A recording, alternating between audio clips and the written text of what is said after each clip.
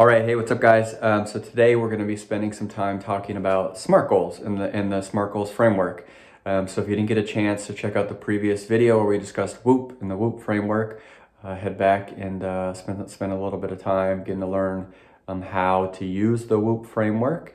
And if you're enjoying some of these videos, I'm putting these out pretty early on and just trying to be able to put out some content and kind of establish a little following and everything. So if you're checking out the video and you're enjoying it, I'd love it if you give it a like, a thumbs up. And while I'm trying to kind of build the following up and everything, I'd really appreciate to spend the time to subscribe and being able to click the notification bell, because I hope to put out a lot of these videos, especially in regards to player and athlete development. And a lot of these topics that don't get talked about in that regard, especially with long-term athletic development plans and programs and all that. So again, I appreciate a thumbs up, a like, and a subscribe if you have the time and if you enjoy the videos. So without further ado, SMART goals. Let's get into it. So SMART is our acronym that we'll use. And again, if you didn't get a chance to check out the previous video where we talk about WHOOP, that's a kind of a good introduction into a framework regarding goal setting strategy or a long-term player development plan. WHOOP, I really like it, and I use it for a lot of clients, especially like younger clients who are first, kind of just getting into an initial introduction to what a long-term plan could look like, where you're just trying to set really, basic, easy, obtainable, realistic goals for somebody and have a really clean, easy to use framework.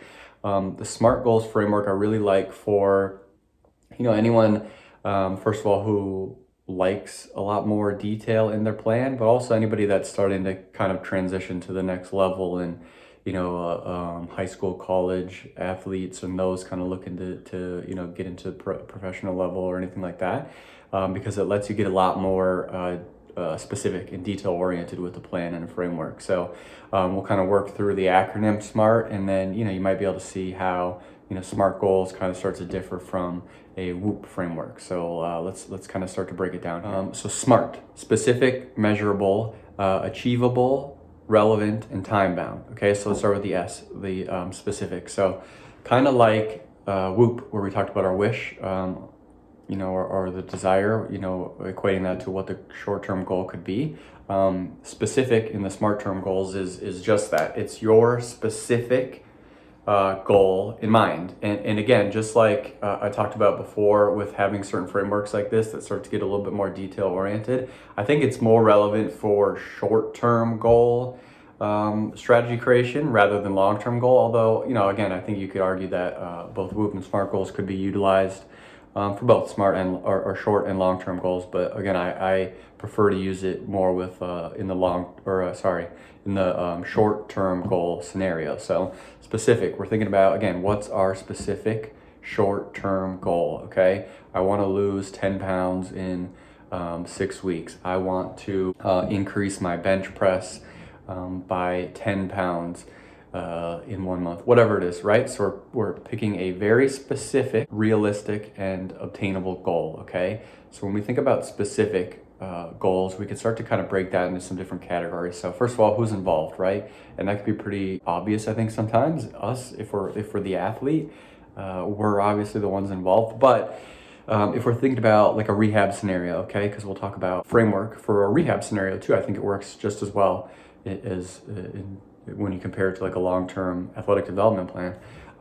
If we're kind of starting to lay out the groundwork for our rehab strategy, say we know we're getting our ACL repaired in 2 weeks, the surgery schedule, we're kind of trying to figure out, all right, what's this going to look like over the course of the next 6 months, 9 months, 1 year, right? So we want to think about who's doing the surgery. Have we talked to them about who's going to help us with the rehab? Do we have a coach to be able to bridge the rehab back to the performance?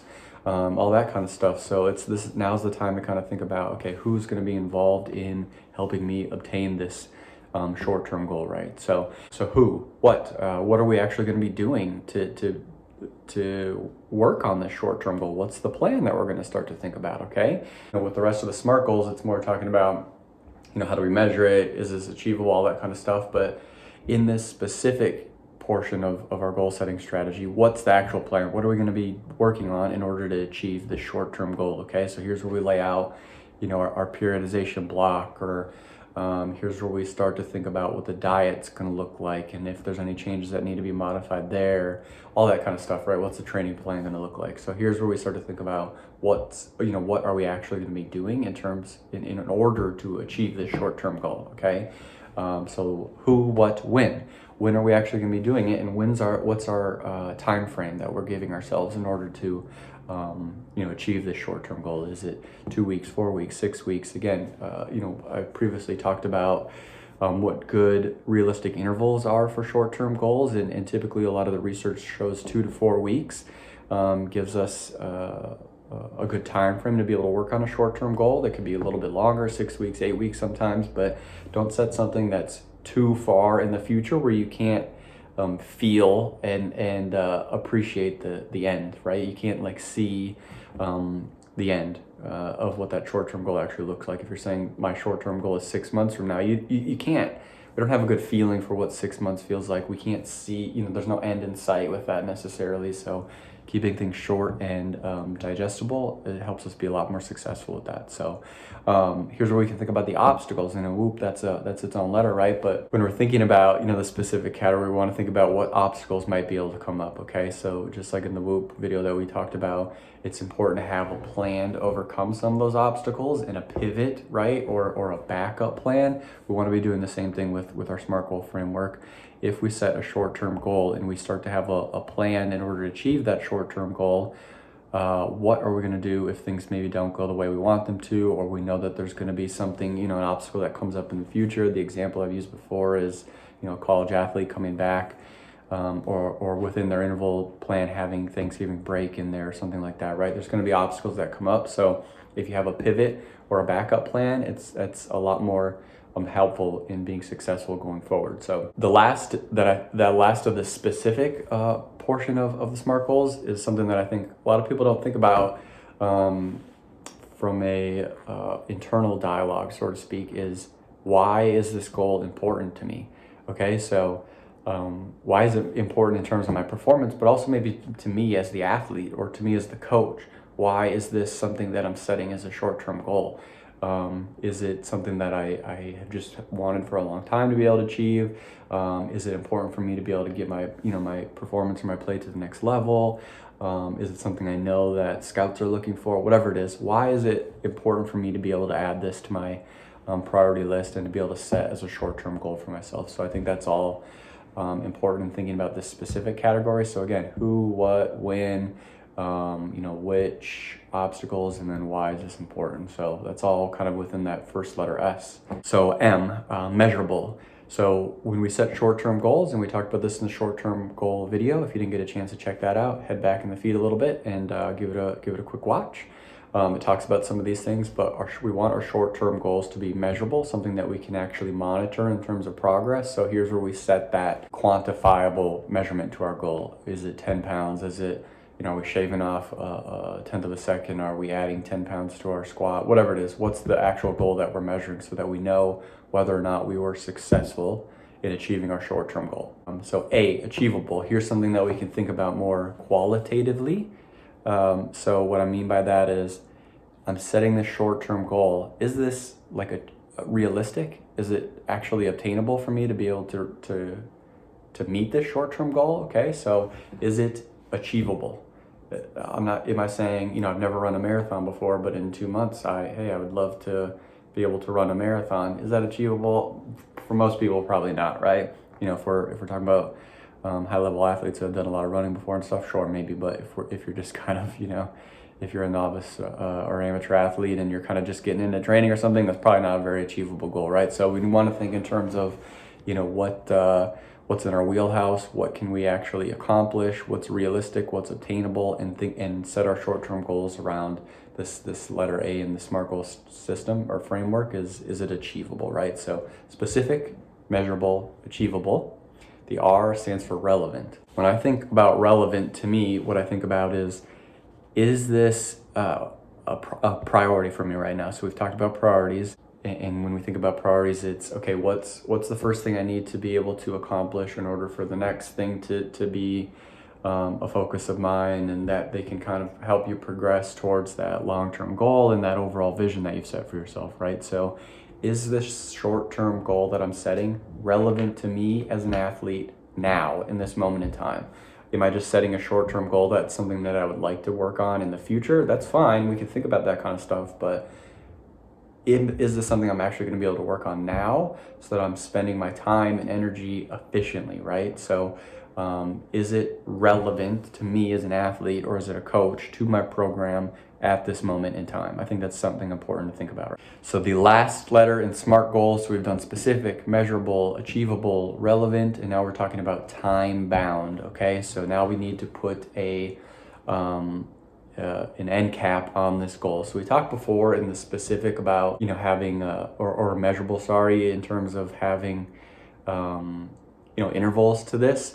That's where we could start to think about it. But here with the T and timeout, we want to put it down, all right, on the calendar, on the plan, or start to create the periodization scheme around this specific time bound time frame that we're giving ourselves, right? And time bound can mean, all right, for me, I'm competing in 6 weeks, so that's going to be the end cap to the short-term goal. Here's the plan kind of leading up to 6 weeks. Or, I'm creating a 6-month-long periodization plan as a coach. My first time-bound short-term goal is going to be after month 1, where I'm going through, doing triphasic training, for instance. I'm doing an isometric block or something like that, right? So I'm giving myself 4 weeks to have this time-bound short-term goal, right? So we could think about it earlier with our measurable quantitative goals that we're setting for ourselves, and how we're starting to measure that. But we also want to think in terms of, all right, what's the end to the short-term goal? How much time am I giving myself to achieve this? So I think that's really important. So you can see with SMART goals, and maybe how it differs a little bit from Whoop, is it's starting to think of things a little bit more detail oriented. It kind of, where Whoop was maybe a little bit more general and there's a little bit more room for interpretation. With SMART goals, it's like, all right, this is what I need here. This is each one of these are the steps that I need to take in order to, work on this short-term goal, or kind of have the framework and the strategy created for the short-term goal.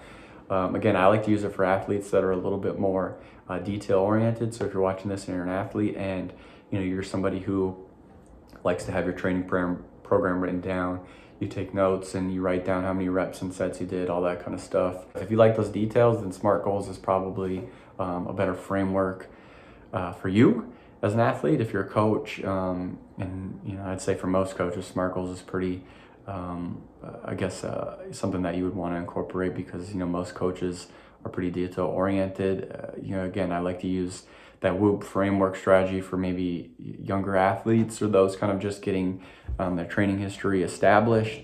But for most athletes, especially towards the higher level, and especially in high performance settings, I think SMART goals is a really great and efficient strategy to use. So hopefully that's clear on, first of all, what the SMART goals framework and strategy is, and then how it differs a little bit from Whoop.